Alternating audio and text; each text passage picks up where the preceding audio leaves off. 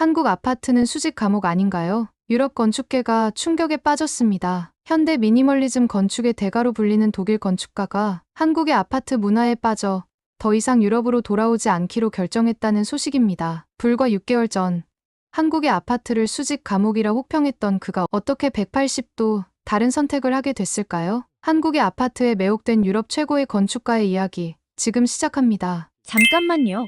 1초면 가능한 좋아요 버튼을 눌러주시면 영상 제작에 큰 힘이 됩니다. 저는 독일 함부르크의 건축 디자인 회사에서 수석 디자이너로 일하고 있는 마커스 슈미트입니다. 34살의 나이에 유럽에서 가장 큰 건축 회사 중 하나의 수석 디자이너가 된 것을 꽤 자랑스러워했었죠. 특히 제가 추구하는 미니멀한 디자인이 유럽 전역에서 인정받았을 때는 정말 기뻤어요. 그러던 어느 날 회사 대표실에서 저를 부르더군요. 마커스, 자네가 맡았으면 하는 새 프로젝트가 있네. 대표는 제 눈치를 살피며 말을 이어갔습니다. 한국의 대형 건설사와 협업하는 건데 저는 그 자리에서 바로 고개를 저었어요. 한국이라니요. 수많은 회색 아파트가 빽빽하게 들어선 도시라고만 알고 있었거든요. 제가 얼마나 한국 아파트를 싫어했는지 아시나요? 2년 전에는 유럽 건축 저널에 수직 감옥, 한국의 아파트 문화라는 신랄한 비평 기사도 썼었답니다. 적어도 자료는 한번 검토해보지. 그러나 대표님이 건넨 태블릿에는 서울의 한 아파트 단지 조감도가 띄워져 있었어요. 억지로 자료를 훑어 제 시선이 갑자기 멈췄죠. 태양광 패널이 설치된 옥상 정원,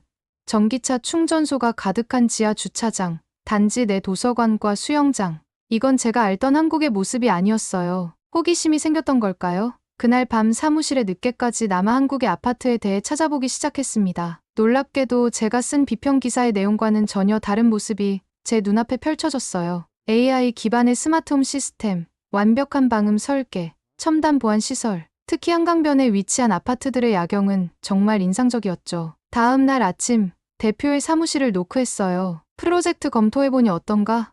대표가 물었죠. 저는 잠시 망설이다가 대답했습니다. 재검토가 필요할 것 같네요. 제가 한국에 직접 가봐야겠어요. 그렇게 제 인생에서 가장 큰 편견이 허물어지기 시작했어요. 그땐 상상조차 못했죠. 제가 한때 그토록 부정적으로 바라봤던 한국의 아파트를 이렇게 긍정적으로 다시 보게 될 줄은요. 유럽 건축계에서 고집이 세기로 유명했던 제가 말이죠. 돌이켜보면 정말 놀라운 일이에요. 제가 비판했던 한국의 아파트가 사실은 제가 그리던 미래형 주거, 공간의 이상을 이미 실현하고 있었던 거죠. 그 사실을 그땐 전혀 알아채지 못했답니다. 한국 프로젝트를 맡은 후 처음 며칠은 정말 괴로웠어요. 매일 아침 잡지에 실린 제 글을 보며 한숨을 쉬었죠. 수직 감옥이라니.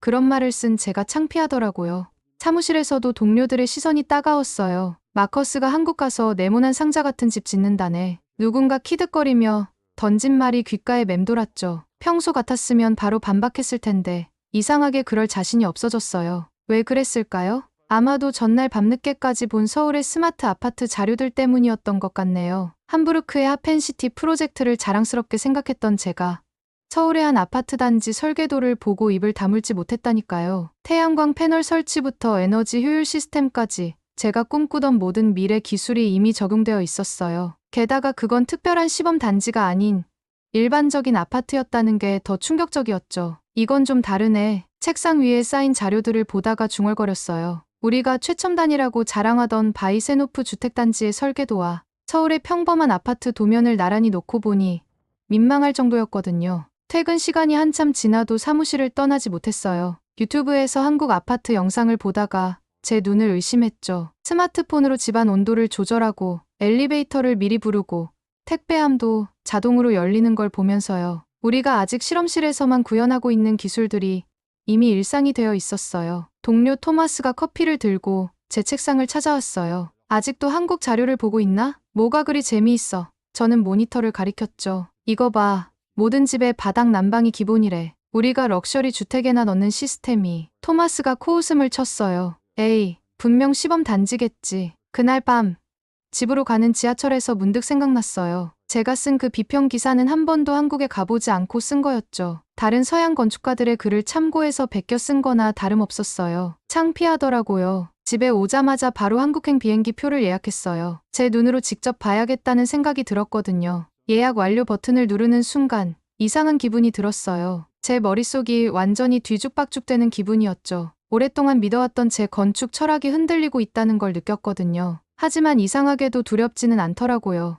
오히려 설렘이 컸죠. 서울행 비행기 티켓을 보며 일주일만 있으면 이 모든 것의 진실을 눈으로 직접 확인할 수 있겠구나라고 생각했습니다. 늦은 밤 인천공항에 도착했을 때 제 편견은 이미 조금씩 흔들리고 있었어요. 비행기 창문으로 본 서울의 야경이 너무 인상적이었거든요. 수많은 아파트의 불빛이 마치 별자리처럼 퍼져 있는 모습이 신기했죠. 독일에서 봤던 위성사진과는 전혀 다른 느낌이었어요. 공항철도를 타고 서울로 향하는 동안 창밖으로 보이는 풍경에 계속 시선이 갔어요. 밤인데도 도시가 살아 숨쉬는 것 같았죠. 독일에서는 이 시간이면 대부분의 상점이 문을 닫는데 이곳은 여전히 활기가 넘쳤어요. 서울역에 도착하자마자 놀랐어요. 독일의 기차역은 대부분 오래되고 고풍스러운데 이곳은 마치 미래에서 튀어나온 것 같은 느낌이었거든요. 역사 안에 디지털 안내판, 자동문, 에스컬레이터까지 모든 게 완벽했습니다. 회사에서 마련해준 한남동의 한 아파트에 도착했을 때는 이미 새벽 2시였어요. 피곤했지만 제 눈은 휴대폰 화면에 고정되어 있었죠. 현관문 앞에서 한참을 서 있었거든요. 디지털 도어록 사용법을 몰라서요. 결국 경비실에 도움을 청했는데 경비원분이 친절하게 설명해 주시더라고요. 엘리베이터에 탔는데 버튼을 누르지 않아도 자동으로 제 층으로 올라가는 거예요. 디지털 키가 층을 인식한 거였죠. 문을 열자마자 또 한 번 놀랐어요. 현관문 옆에 설치된 패드로 집안 온도와 조명을 한 번에 제어할 수 있었거든요. 베란다에 서서 한강을 바라보는데 묘한 기분이 들었어요. 제가 그토록 비판했던 수직 감옥에서 오히려 제가 꿈꾸던 미래 주거의 모습을 발견하고 있었거든요. 피곤했지만 잠들 수가 없었어요. 창밖으로 보이는 서울의 야경을 보면서 생각했어요. 제가 쓴 그 비평글이 얼마나 무지했는지를. 하지만 이건 시작에 불과했죠. 제가 진짜로 충격을 받게 될 건 다음 날부터였으니까요. 아침에 눈을 떴을 때 처음엔 제가 어디 있는지 몰라 당황했어요. 창밖으로 보이는 한강 전망이 낯설었거든요. 잠깐 혼란스러웠지만 이내 제가 한국에 왔다는 걸 떠올렸죠. 침대에서 일어나려는데 벽에 달린 패드가 반짝거리더라고요. 호기심에 터치해봤는데 갑자기 커튼이 자동으로 열리면서 아침 햇살이 쏟아져 들어왔어요. 깜짝 놀라 뒤로 물러섰죠. 독일에서는 상상도 못할 일이었어요. 화장실에 가려다 또 한 번 놀랐어요. 맨발로 바닥을 밟는데 따뜻하더군요. 나중에 알고 보니 바닥 난방이었어요. 독일에선 고급 빌라에서나 볼 수 있는 시설인데 말이죠. 샤워를 하는데 물 온도까지 자동으로 맞춰졌어요. 아침 식사를 하려고 주방에 갔어요. 냉장고 문을 여는데 그 안에 붙어있는 작은 스크린이 눈에 들어왔어요. 식재료 관리를 해주는 스마트 냉장고더라고요. 마트 장보기 목록까지 자동으로 만들어주는 걸 보고 웃음이 났어요. 제가 쓴 수직 감옥 비평글이 떠올랐거든요. 아파트를 둘러보는데 계속 새로운 걸 발견했어요. 드레스룸의 스마트 행거, 팬트리의 자동 조명, 음성으로 제어되는 블라인드까지. 독일에서는 각각 따로 설치해야 하는 기능들이 여기선 기본으로 들어있더라고요. 오후에는 단지 내부를 구경했어요. 피트니스 센터에 들어갔는데 베를린의 고급 헬스장과 비교해도 전혀 뒤처지지 않았어요. 도서관도 있고 카페도 있고 마치 작은 도시 같았죠. 가장 인상적이었던 건 주차 시스템이었어요. 차를 빌려서 지하주차장에 들어갔는데 입구에서 차량 번호를 자동으로 인식하더니 내비게이션으로 제 주차 공간까지 안내해주는 거예요. 독일에서 제가 설계했던 신축 빌라보다 훨씬 앞선 기술이었어요. 저녁이 되자 월패드에서 알림이 왔어요. 택배가 도착했다고 하더라고요. 1층에 내려가 보니 무인 택배함이 있었는데 자동으로 문이 열리면서 택배를 찾을 수 있었어요. 회사에서 보낸 자료였죠. 그날 밤 베란다에 서서 서울의 야경을 바라봤어요. 제 눈앞에 펼쳐진 풍경은 제가 그동안 상상했던 것과는 완전히 달랐어요. 수직 감옥이라니 이곳은 오히려 제가 꿈꿔왔던 미래형 주거의 모습이었거든요. 노트북을 펴고 본사에 이메일을 썼어요. 제가 완전히 잘못 알고 있었습니다. 라고요. 하지만 보내지는 않았어요. 이걸 말로 설명하긴 힘들 것 같았거든요. 직접 보고 경험해야만 이해할 수 있는 거였죠. 그래서 결심했어요. 더 많이 보고 더 자세히 기록하기로요. 아침 러닝을 하기 위해 단지 안산책로를 달리고 있었어요. 미세먼지 앱을 보니 공기가 좋다고 하더라고요. 독일에선 이런 앱은 본 적도 없었는데 말이죠. 달리다 보니 잔디밭에서 요가 매트를 펴고 있는 주민들이 보였어요. 가까이 가보니 단지 내 피트니스 센터에서 진행하는 무료 수업이라고 하더라고요. 씻고 나와 보니 휴대폰에 알림이 와 있었어요. 아파트 관리 앱이었죠. 이런 앱이 있다는 것도 신기했지만 더 놀라운 건 외국인인 저한테도 이런 초대가 온다는 거였어요. 아침 식사를 하려고 단지 내 카페에 들렀어요. 커피를 주문하는데 옆자리 아주머니가 여기 와플이 맛있어요 라고 추천해 주시더라고요. 독일이었다면 상상도 못할 일이에요. 이웃과 대화를 나누는 건 꽤 어색한 일이거든요. 카페 창밖으로 조경 관리하는 분들이 보였어요. 작은 연못 주변에 꽃을 심고 계시더라고요. 문득 궁금해져서 관리사무소에 물어봤죠. 알고 보니 이 단지는 매년 봄마다 주민들과 함께 정원 가꾸기 행사를 한다고 해요. 점심때는 더 놀라운 경험을 했어요. 배달 앱으로 음식을 시켰는데 15분 만에 도착한 거예요. 게다가 로비에 있는 스마트 도어록에 코드만 입력하면 배달부가 알아서 음식을 보관해준대요. 이런 게 가능하다니. 오후에는 분리수거장에 갔어요. 처음엔 너무 복잡해 보여서 당황했죠. 플라스틱, 유리, 캔은 기본이고 비닐까지 분리해야 한다고 해서요. 하지만 옆에서 할머니 한 분이 친절하게 알려주셨어요. 이렇게 하는 거예요. 하면서요. 독일도 분리수거로 유명하지만 이 정도로 섬세하진 않았어요. 저녁 간담회에 참석했는데 이것도 충격이었어요. 관리사무소에서 태양광 패널 설치와 전기차 충전소 증설을 제안하는데 주민들이 적극적으로 의견을 내더라고요. 베를린에선 이런 결정에 몇 년이 걸리는데 여기선 한 번에 회의로 결정이 나는 게 신기했어요. 회의가 끝나고 집에 돌아오는 길에 옥상 정원에 들렀어요. 서울의 야경을 보며 생각에 잠겼죠. 이곳은 단순한 주거 공간이 아니었어요. 마치 작은 도시 같았어요. 모든 게 연결되어 있고 모든 게 효율적이고 모든 게 스마트했죠. 노트북을 켜고 오늘 본 걸 정리하면서 깨달았어요. 제가 봐왔던 도면이나 사진은 이곳의 극히 일부분만 보여줬다는 거요. 실제로 이곳에서 살아보니 매일매일이 새로운 발견의 연속이었어요. 그리고 이건 시작에 불과했죠. 다음 날 한국 건설사와의 첫 미팅은 충격의 연속이었어요. 회의실에 들어서는 순간부터 달랐어요. 제가 알던 건설사 회의실과는 전혀 다른 광경이 펼쳐졌거든요. 벽면 전체가 디스플레이였고 테이블 위에는 홀로그램 프로젝터까지 설치되어 있었죠.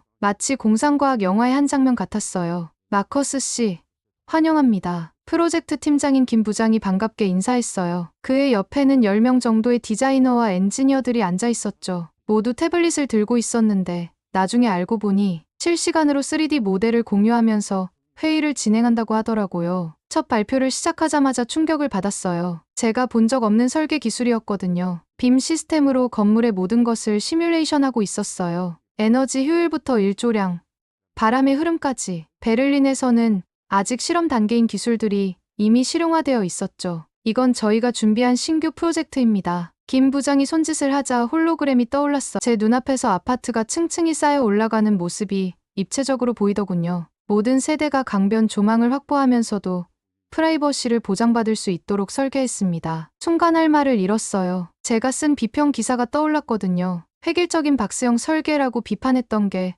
얼마나 무지한 발언이었는지 깨달았죠. 그들의 설계는 오히려 제가 꿈꾸던 이상적인 주거 공간에 가까웠어요. 각 세대는 AI 시스템으로 연결되어 있습니다. 젊은 엔지니어가 설명을 이어갔어요. 거주자의 생활 패턴을 학습해서 최적의 환경을 제공하죠. 에너지 사용량도 자동으로 최적화됩니다. 회의가 진행될수록 제 고정관념이 하나씩 무너져 내렸어요. 가변형 벽체로 공간을 자유롭게 변형하는 기술, 빗물을 재활용하는 친환경 시스템까지. 이건 제가 알던 아파트가 아니었어요. 마커스 씨의 의견을 듣고 싶습니다. 김 부장의 말에 저는 잠시 망설였어요. 뭐라고 해야 할지 모르겠더라고요. 제가 배워온 모든 건축 이론이 이 순간 무의미해 보였거든요. 솔직히 말씀드리면 제가 입을 열었어요. 제가 완전히 잘못 알고 있었네요. 이건 단순한 주거 공간이 아닙니다. 이것은 말을 잇지 못했어요. 제 앞에 펼쳐진 건 그저 아파트가 아닌 미래였으니까요. 회의가 끝나고 숙소로 돌아오는 길에 휴대폰을 꺼냈어요. 본사에 이메일을 쓰기 시작했죠. 우리의 프로젝트 방향을 완전히 수정해야 합니다. 제가 본 것들을 직접 보여드리고 싶습니다. 창밖으로 한강의 불빛이 반짝이고 있었어요. 그제야 알 것 같았어요. 왜 사람들이 이곳에 살고 싶어 하는지, 왜 이 수직의 도시가 그들에게 특별한지를. 이제 저도 그들 중 한 사람이 된 것 같았습니다. 아침부터 독일 본사에서 전화가 오기 시작했습니다. 독일 본사의 반응은 예상보다 차가웠어요. 화상회의 화면 속 대표의 얼굴은 그 어느 때보다 굳어 있었죠. 제가 보낸 보고서를 검토한 뒤였어요. 1시간 동안 영상통화로 제가 경험한 것들을 설명했어요. 스마트홈 시스템부터 에너지 효율화 기술까지. 하지만 대표는 고개를 저었죠. 50년 된 회사의 설계 철학을 바꾸기에는 증거가 부족하다는 거였어요. 그날 밤 연구소에서 밤을 새웠어요. 에너지 효율 데이터, 거주자 만족도 조사, 건물 유지 보수 비용까지 모든 자료를 정리했죠. 독일의 기준으로 검증 가능한 모든 수치를 담았어요. 다음 날 아침, 또다시 화상회의가 이어졌어요. 이번에는 본사 디자인팀 전체가 참석했죠. 제가 준비한 자료들을 하나씩 보여줬어요. 한국 아파트의 에너지 효율이 우리 기준의 2배에 달한다는 사실에 회의실이 술렁였어요. 대표는 여전히 미심쩍어했지만 수석 엔지니어의 표정이 달라지기 시작했어요. 특히 실시간 에너지 관리 시스템의 데이터를 보여줬을 때는 자리에서 벌떡 일어나더군요. 결국 대표와 디자인팀 전체가 다음 주에 한국을 방문하기로 했어요. 제가 경험한 모든 것을 그들의 눈으로 직접 확인하게 될 거였죠. 전화를 끊고 나니 마음이 가벼워졌어요. 창밖으로 보이는 서울의 밤 풍경이 더욱 빛나 보였죠. 50년 된 우리 회사의 새로운 전환점이 될 것 같은 예감이 들었습니다. 본사팀이 도착한 첫날, 한국건설사의 연구소는 그 어느 때보다 분주했어요. 대표를 포함해 15명의 디자이너와 엔지니어들이 도착했을 때 로비부터 술렁이더군요. 제 마음은 불안과 기대로 가득했죠. 이 보수적인 독일팀이 제가 경험한 것들을 어떻게 받아들일까 하는 걱정도 컸어요. 첫 번째 미팅은 한국건설사의 연구소에서 진행됐어요. 로비에 들어서는 순간부터 독일팀의 눈이 휘둥그레지더군요. 벽면 전체가 투명 디스플레이였거든요. 저도 처음 왔을 때 그랬듯이요. 연구소장님의 프레젠테이션은 완벽했어요. 실시간 3D 시뮬레이션으로 건물의 에너지 흐름을 보여주는데 우리 대표의 표정이 순간순간 바뀌어갔어요. 이 데이터는 실제 건물에서 나온 건가요? 그의 목소리에서 처음으로 흔들림이 느껴졌어요. 점심시간, 수석 엔지니어가 조용히 다가왔어요. 그의 손에는 아침부터 빼곡하게 메모를 써놓은 노트가 들려 있었죠. 오후에는 실제 아파트 단지를 둘러봤어요. 우리 팀의 반응이 재밌더라고요. 처음에는 모두 조용했는데 스마트홈 시스템을 직접 체험하면서부터 질문이 쏟아지기 시작했죠. 이건 어떻게 구현한 거죠? 유지보수는 어떻게 하나요? 해가 저물 무렵 대표가 저를 따로 불렀어요. 50년 된 우리 회사의 가장 큰 변화가 될 것 같군. 처음 보는 표정이었어요. 하지만 한 가지 조건이 있네. 자네가 이 프로젝트의 책임자가 되어야겠어. 그날 밤 호텔 라운지에서 팀 전체가 모였어요. 평소라면 있을 수 없는 일이죠. 독일에서는 업무 시간이 끝나면 각자의 시간은 철저히 지키거든요. 하지만 그날은 달랐어. 모두가 오늘 본 것들에 대해 이야기하고 싶어 했죠. 토론이 밤늦게까지 이어졌어요. 우리가 어떻게 이 기술들을 도입할 수 있을지, 어떤 과정이 필요할지. 베를린에서는 상상도 못할 광경이었죠. 보수적인 우리 팀이 이렇게 열정적인 모습을 보일 거라고는 생각도 못했어요. 제 옆자리에 앉은 디자이너가 속삭이듯 말했어요. 처음엔 반신반의했는데 이제 알겠어. 우리가 변해야 할 때가 온 거야. 저는 그저 미소를 지었답니다. 이틀째 됐을 때 본사팀의 태도가 완전히 바뀌었어요. 처음에 의심과 불신은 온데간데 없고 오히려 한국의 기술을 더 깊이 이해하고 싶어하는 열정으로 가득했죠. 특히 에너지 효율 시스템 앞에서는 모두가 학생이 된 것 같았어요. 우리의 수석 엔지니어는 매일 밤 연구실에 남아 한국 엔지니어들과 기술 토론을 이어갔고 디자인팀은 한국의 공간 설계 방식을 배우느라 여념이 없었죠. 대표는 매일 저녁 저를 따로 불러 새로운 계획을 논의했어요. 독일 본사의 전면적인 혁신이 필요하다는데 모두가 동의했죠. 50년 동안 지켜온 우리의 디자인 철학을 재해석해야 할 때가 온 거였습니다. 한국 건설사와의 기술 협약도 순조롭게 진행됐어요. 우리의 견고한 설계 기술과 한국의 스마트 시스템이 만나면 새로운 혁신이 가능할 거라는 확신이 들었거든요. 일주일간의 방문 일정이 끝날 무렵 대표가 최종 결정을 내렸어요. 한국의 지사를 설립하고 양국의 기술을 접목한 새로운 프로젝트를 시작하기로 한 거죠. 그리고 그 책임자로 저를 지명했어요. 서류와 씨름하는 일주일이었어요. 한국 지사 설립이 쉬운 일은 아니더군요. 법률 자문부터 시작해서 부동산 계약, 인력 채용까지 독일에서는 상상도 못했던 일들의 연속이었죠. 미팅마다 김 부장의 도움이 컸어요. 그의 조언 덕분에 독일식 접근 방식만 고집했다면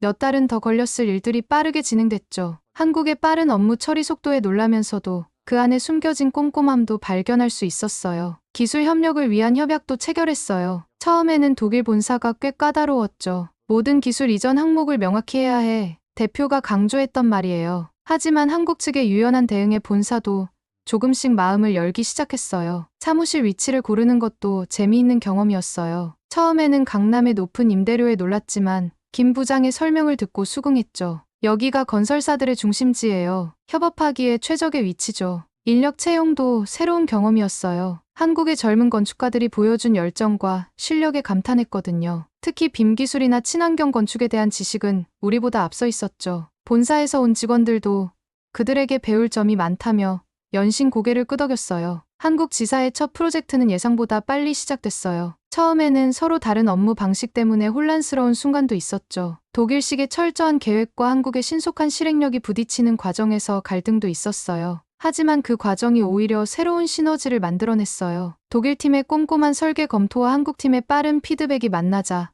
놀라운 속도로 프로젝트가 발전해갔거든요. 특히 환경 친화적 설계 부분에서 큰 진전이 있었어요. 한국의 친환경 기술과 독일의 에너지 효율 노하우가 만나자 기존의 한계를 뛰어넘는 혁신적인 아이디어들이 쏟아져 나왔죠. 태양광 패널과 빗물 재활용 시스템을 접목한 새로운 설계는 본사에서도 극찬을 받았어요. 무엇보다 가장 큰 변화는 직원들의 마음가짐이었어요. 서로의 문화를 이해하고 배우려는 자세가 자연스럽게 형성됐죠. 독일 직원들은 한국어를 배우기 시작했고, 한국 직원들은 독일의 정확성을 익혀갔어요. 이제 우리 지사는 단순한 해외 사무실이 아닌 새로운 주거 문화를 만들어가는 혁신의 중심이 되어가고 있었어요. 한국의 아파트는 단순한 주거 공간이 아니었어요. 그곳에는 미래가 살고 있었죠. 첨단 기술과 전통이 조화를 이루고 개인의 편리함과 공동체의 가치가 공존하는 곳. 우리가 그토록 찾아 헤매던 이상적인 주거 공간의 모습이었어요. 처음 이곳에 왔을 때 가졌던 편견이 부끄러워질 만큼